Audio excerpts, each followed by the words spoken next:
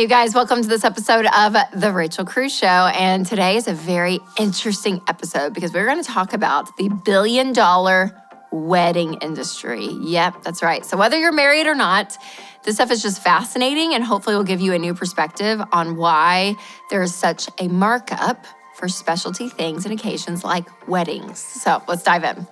Okay, to start, have you ever heard of pink tax? Well, we talked about it on an episode of Smart Money Happy Hour with George Camel about how it's been proven that women end up paying more for feminine type things than men. So, you have two razors next to each other, a guy's razor and a girl's razor. Statistically, the women's razor is going to be more expensive. Shaving cream, toothpaste, you could just throw anything out there, and usually women end up paying more for their stuff just because it's marked up, and that's called the pink tax. Well, in the same way pink tax exists, there's a thing called wedding tax, and it is very, very real. So services and products and vendors for weddings cost way more than it would for an event like a work party or even a birthday. So for example, if you order a wedding cake, it could cost you thousands of dollars. But if you ordered a plain white 3-tiered cake from Publix for a birthday party, then you're probably gonna pay half the price. So saying word wedding already means a huge markup. And people get so caught up in the fun and the excitement that they forget that ultimately the business of weddings is simply a business. So they pay what it costs. So what is a wedding going for these days? Well, it obviously depends on a lot of factors like the wedding size, the part of the country, the venue, all of it. But in 2023, The Knot is estimating weddings to cost just under $30,000. So what goes into that? Well, the dress on average is $1,300. The venue, $10,700 on average. Photographer, $2,500. Florist on average is $2,300. The cake, $500. And we're just getting started. The list keeps going. So can we just take a minute to remember what weddings were like when our grandparents were getting married, or even our parents, right? You think about the 50s, 60s, 70s, and they were not big and glamorous. No, in fact, the receptions were like at the home of the bride, or even like the fellowship hall at the church, and there was just like cake and punch, and that's it. So simpler times. But today, it is lavish. People go all out. I mean, it is crazy. But back then, it was on average $2,500, which is what a photographer costs just today. So let's put some things in perspective here. There was a quote from a New York City wedding planner, Emily Monis, and she said, "Weddings are," and I say this with high regard, "they are a luxury. They are not an obligation. Weddings are optional. You don't need a wedding to be married." Oh my gosh, coming from a wedding planner. And I love that because so much of life, you guys, now, it feels like it is like, oh, this is how it is. This has to happen in order, like a wedding. It has to happen for me to get married. And in fact, when you really take needs versus wants, it is a want. It is. It's an exciting want. It's a want that usually every woman wants, right? Like, it's exciting, but it is a want. Hey, you guys, I know it feels more important than ever right now for families to save money. That's why I recommend using Slick Deals to find the best prices. They have a great browser extension and app to help you save on everything from electronics to everyday stuff for you and your kids. So find verified coupons, codes, and awesome deals on things that your family needs at slickdeals.net/Rachel. So, is everyone who is planning a wedding, are they doomed to pay an arm and a leg? No, not at all. There's some ways around it. And in fact, we found a Vox article featuring multiple wedding planners who all agree that a wedding can totally be affordable if you use this approach. First, they say to figure out your budget. Oh, thank you, yes. Figure out how much money you want to spend first and let that be it. Okay, have the amount, and that's it. No more, no less, like that is it. And then you're gonna line up your big ticket items next. So again, the stuff that's the most expensive. So that could be the venue, the food, all that stuff, right? Your big ticket items. And then you continue to work down to the less expensive items. And I do like this approach because you could get down and be like, wow, we ran out of money and I'm not able to do all these smaller things that I really want. So let's go change the cost of the dress, or let's go change where the wedding is. Like, you can actually take those big ticket items and shrink them to find other options in order to get everything. But I love that way to approach a wedding budget. But a lot of people get into trouble with the aesthetics of their wedding. So think about the floral arches, the live band, the donut walls, like all the stuff that makes it look beautiful. That's where people end up spending so much money. So the Knot says that 50% of people spend more than they initially budgeted for their wedding.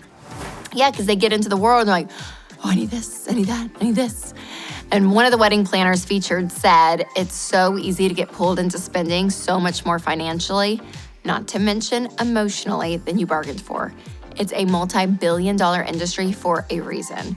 And she goes on to say, I know that this is one of the most important days of your life, but do you want to spend the rest of your life paying for it? Another great quote. Yeah, let that sink in a bit. And I also found that 1 in 3 couples are going into debt to get married. So in 2021, it was quoted that the average wedding debt for a couple was almost $12,000, you guys. Yeah. And I hate to say it, for what? For flowers that are gonna die a week later? Like, I mean, it's pretty unbelievable that people will go into debt for it, and then they have to continue to pay for it like months and even years after. So another wedding planner featured in the Vox article said, if people don't have food, a location, and a safe way to get to and from the location, then what does it matter if it's pretty? So it's an important thing to think about though. Okay, 10 years from now, what am I really gonna care about? 10 years from now, what is really important to me? And again, the aesthetics and all of that, like I get that you want it beautiful, but here's the deal, you can make it beautiful and it not be very expensive. Like there are ways to cut corners, because I get it. Yeah, no one wants to walk in and be like, oh my gosh, this is the ugliest thing I've ever seen. This is my wedding. No one wants that. You want it to be beautiful, so I can appreciate that. But staying within reason and staying within your budget, which again, your budget is gonna differ depending on who you are, what your income is, what your debt level is, like all of it. It's going to look different for everyone. But when you have the cash for it, it's worth it to just work off of that versus going into debt. And remember, your loved ones are not going to remember that, $5,000 floral arrangement 10 years from now. They're probably going to remember like, okay, did we have fun at the wedding? I just remember these like sweet moments, if they even remember your wedding at all. Can I say that too? Most people, they're not going to remember. They're not. Just the way it is. So that's why you really do want to say, okay, what is my why behind spending all of this money? So ask yourself questions like, is this an expense for my spouse and I? Like what we want, or am I trying to please someone else? Here's another one. If no pictures were taken and shared all over social media, I want my cake to be different, my bouquet, my dress. What is it about the outside world that you want to impress that you're doing now? That's a big one.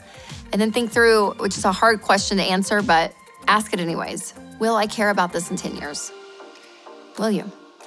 I remember my bridesmaids' dresses, the color, I was so stressed. I was like, I want this champagne. Oh my gosh, there's like 8 different types of fabrics for this champagne. I don't know. And I went like a week stressing about it. And now I look back, I'm like, those were the ugliest dresses. Why did I choose that color? So all of the stress and what you think is important, I promise over time, it just doesn't become that. It's not. I want you to have a great time at your wedding. But please remember that this is an industry and they are going to be charging you a lot. So weddings didn't become a billion-dollar industry because companies and vendors cared about you and your perfect day and what's best for you. No, they're trying to make a profit. It is a business. So remember, your wedding is about your marriage, and your marriage is gonna last a whole lot longer than just that one day of celebration. And again, I understand, I don't wanna be Debbie Downer on weddings because you want to enjoy it. Like you wanna have fun and be proud of it. Yes, all that, but don't throw common sense out the window. It is not worth it. It's not worth it. And you don't have to match what your friends are doing either. So put the blinders on and just say, man, okay, I'm gonna focus on us and our budget. Because you could have a friend that has an insane budget, right? And she's going crazy. You could have a friend that goes deeply in debt. You could have a friend that, is eloping to the courthouse and you don't want to do that. Like, it doesn't matter. Whatever your friends are doing, good for them, but put the blinders on and focus on your wedding. And then again, maybe just ask some questions of the people that you feel like did it well. And be like, hey, how did you do that? How did you do this? I like that. and then have them tell you the prices and be like, will you share that with me? Because you can get some good ideas. And this is where the internet is great too. So many ideas out there. So stay within your budget, be reasonable, because listen, you're not J-Lo. So you don't need to have a wedding like J-Lo. You don't need that. All right, you guys, so make sure to share this video with a friend who you know is maybe planning a wedding or maybe in their future, just to give them a little encouragement. And remember to take control of your money and create a life you love.